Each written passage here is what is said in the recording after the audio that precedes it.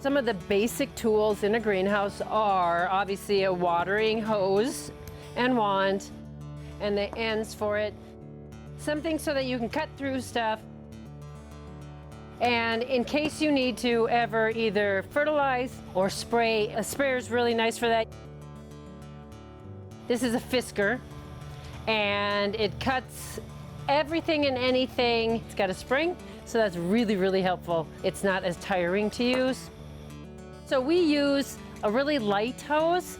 If you have a long hose, or you're doing a lot of watering, or you're dragging that hose all over, look for something that's light and maybe not as much volume because you're dragging all that water with you. And this one we like because it's got a head that you can change out, and it's got all kinds of useful sprays.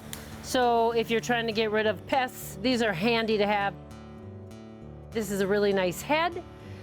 Good head gives you good volume and gives you a good spray. You can set the amount that goes on and then the volume and the way the spray goes. Really easy to use, really handy in a greenhouse. You can also use them outside when you're planting, whatever you're going to use as a spray, and it'll tell you this is 1 tablespoon per gallon. Another tool in the greenhouse that we use chickens, but we also have roosters. Chickens help clean up some of the pests in the winter. We have sheep.